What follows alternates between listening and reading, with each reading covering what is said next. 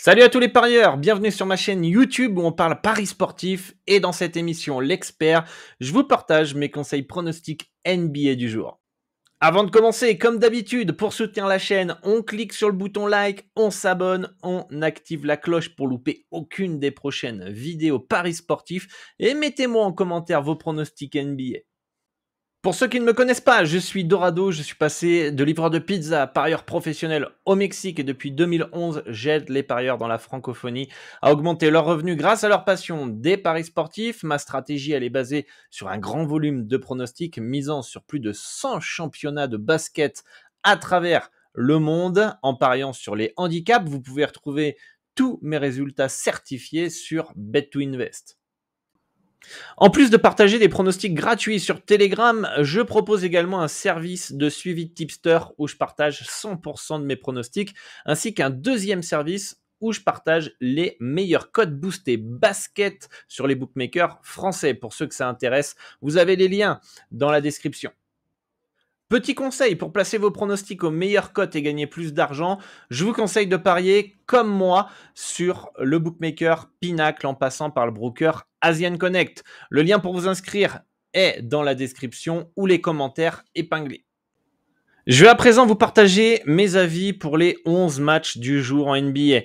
Attention, ce ne sont pas mes pronostics, ce sont uniquement mes avis et je vous recommande de jouer tout en simple. Sans oublier que vous devez miser de l'argent que vous êtes prêt à perdre.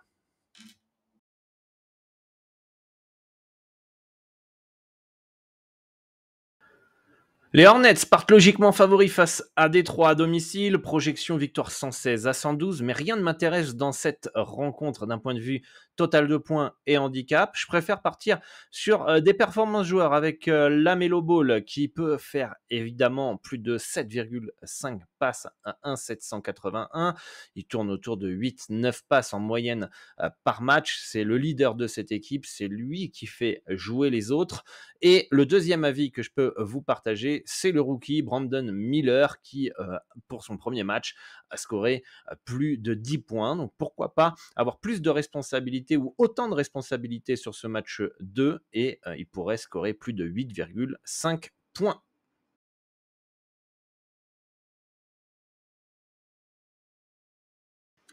Denver part logiquement favori à Memphis avec les absences de Steven Adams et Ja Morant. Je pense quand même tout de même que les Grizzlies sont un petit peu sous-estimés. C'est pourquoi je préfère partir sur un Grizzlies plus 6 à 1,892. En deuxième avis, on a comme d'habitude, l'année dernière, on s'est régalé avec lui. Cantavius Caldwell-Pope over 1,5 panier à 3 points. Il a beaucoup de tentatives. Et en troisième avis, un joueur assez irrégulier, Michael Porter Jr., moins de 15,5 points, me semble intéressant. Il peut, dans des bons soirs, marquer 20, 25 points. Cependant, il risque de tourner autour de cette moyenne de 15 points tout au long de la saison. Et pour ma part, il pourrait scorer autour de 10, 12, 13 points. Ce n'est pas le leader de cette équipe. Il pourrait prendre les miettes et tout dépendra de son adresse extérieure.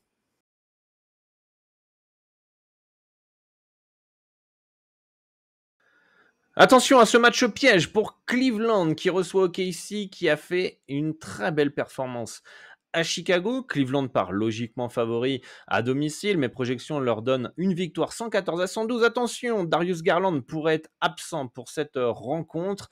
Et pour ce match-là, il y a plusieurs performances joueurs qui me plaisent. Donovan Mitchell, moins de 30,5 points à 1,83. Ça pourrait être intéressant, notamment si Darius Garland est là. Mitchell avait fait une énorme saison l'année dernière. Je pense qu'il était en sur-régime difficile pour lui de refaire de aussi grosses performances tout au long de la saison. C'est pourquoi je préfère le moins de 30,5 points. Evan Mobley, moins de 10,5 rebonds à 1,93, ça me paraît plutôt intéressant. Il ne devrait pas non plus prendre à foison de rebonds, genre 15-17. Dans le pire des cas, il va prendre 11-12 rebonds les bons soirs. Donc espérons que ce soir, il soit dominé dans la raquette. Et enfin, j'aime beaucoup ce pronostic chez Julius Alexander, over 4,5 passes à 1,57,8, qui me semble intéressant puisque c'est le maestro de cette équipe et qui devrait faire jouer les autres en plus de scorer.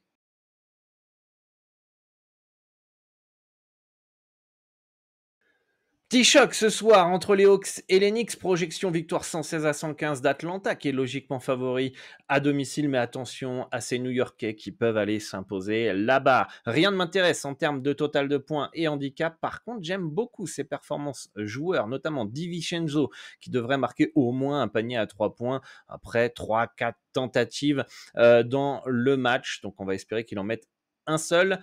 Et enfin, Trae Young, qui est le leader de cette équipe de Atlanta, qui aura évidemment beaucoup de tickets shoot. Le over 2,5 paniers à 3 points à 1,90 peut sembler intéressant.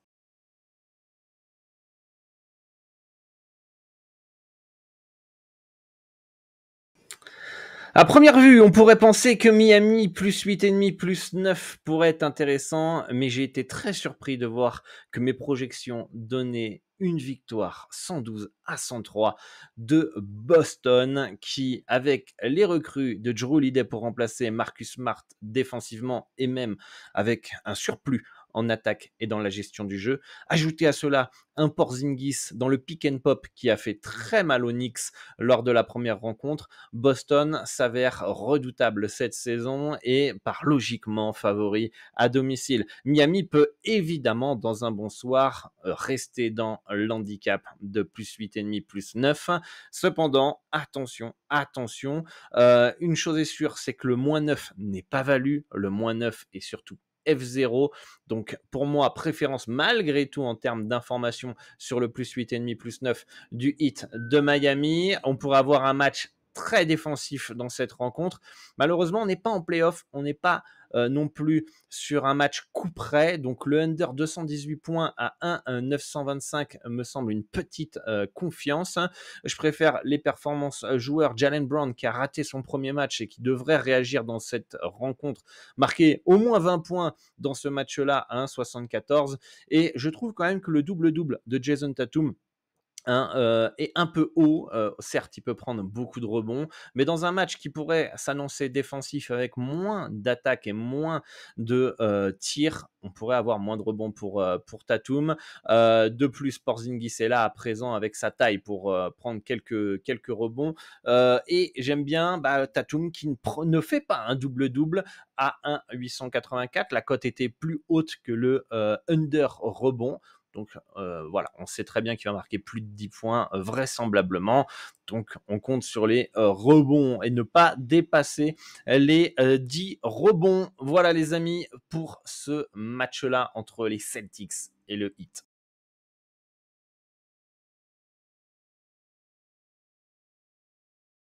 Chicago reçoit Toronto à domicile.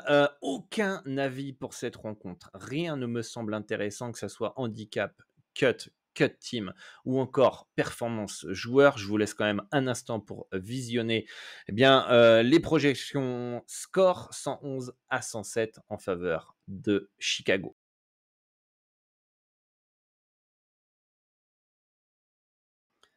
Derby texan pour les Spurs et les Rockets. Ce soir, San Antonio affronte son voisin, Houston, qui s'est fait exploser à Orlando, pendant que les Spurs, face à Dallas, a fait une plutôt bonne performance.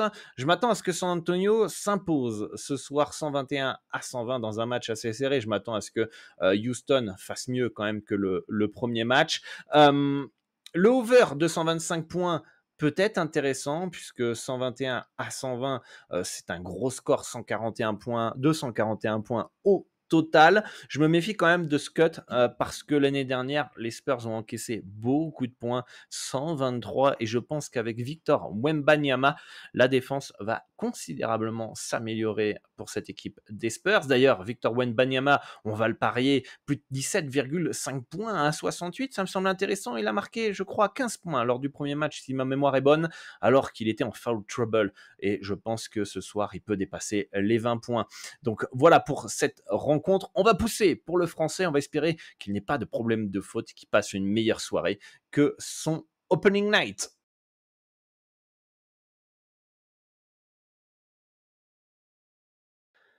Les bookmakers mettent Dallas assez nettement favori dans cette rencontre face aux Nets de Brooklyn. Mes projections donnent une victoire, certes, de Dallas 113 à 112, mais je m'attends à un match un peu plus disputé. Les Mavericks ont eu du mal face à San Antonio lors du match 1 et les Spurs sont quand même une équipe en reconstruction.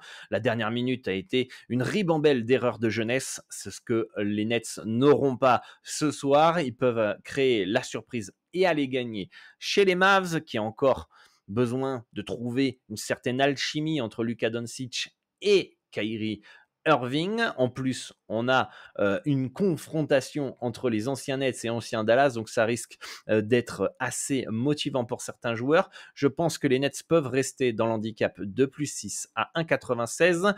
Je pense qu'on pourrait avoir aussi moins de points que ce que les bookmakers peuvent prévoir, moins de 231 points à 1,90. Et enfin, Luka Doncic qui a tous les ballons. C'est un des joueurs qui utilise la balle le plus dans tous les joueurs NBA dans son équipe et forcément aura pas mal de tentatives à 3 points. Et je trouve que marquer au moins 3 paniers à 3 points pour Luka Doncic, s'il est dans un bon soir, alors il pourrait réaliser le over 2,5 paniers à 3 points à 1,90.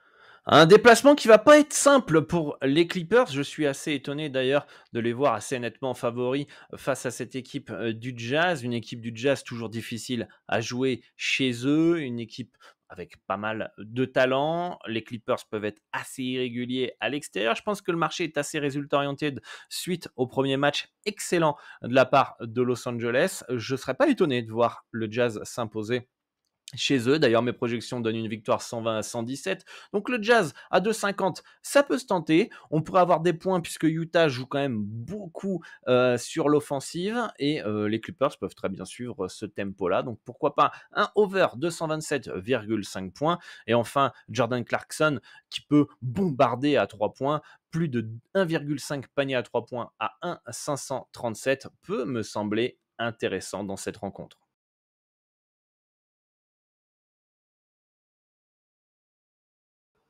Le Magic se déplace à Portland, déplacement pas si simple que ça selon mes projections, 113 à 112, ils partent logiquement légers favoris du côté de l'Oregon, mais rien ne m'intéresse d'un point de vue handicap et d'un point de vue cut pour ce match-là. Je préfère partir sur des performances joueurs avec les nouveaux joueurs des Blazers suite au transfert de Damian Lillard, DeAndre Ayton, plus de 13,5 points.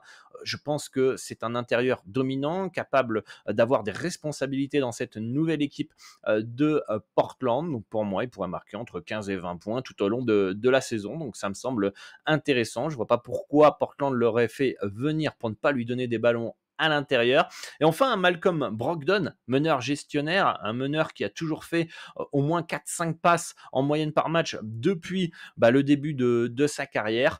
Plus de 3,5 assists à 2,04 me semble une cote assez intéressante pour ce meneur gestionnaire.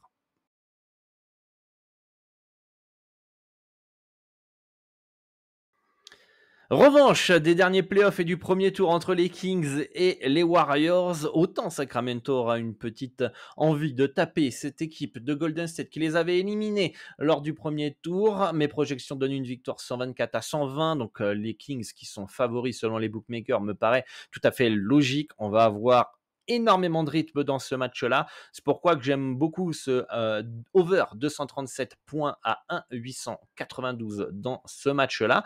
Et en performance joueur, Chris Paul, moins de 13,5 points. Ces dernières saisons, il tourne à 13, 14, 15 points de moyenne par match, sachant qu'en plus il est en fin de carrière, sachant que autour de lui il y a Stephen Curry, Klay Thompson, Andrew Wiggins.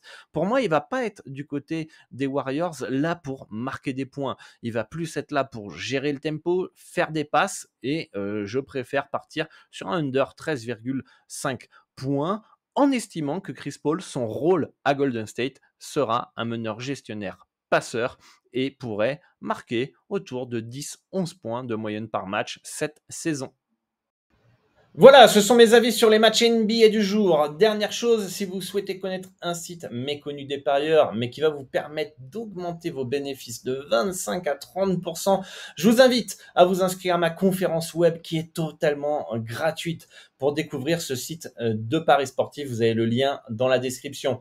Merci d'avoir regardé cette vidéo. N'hésitez pas, si vous avez des questions, de me les laisser en commentaire. Moi, je vous dis bonne chance pour vos pronostics et à très très bientôt.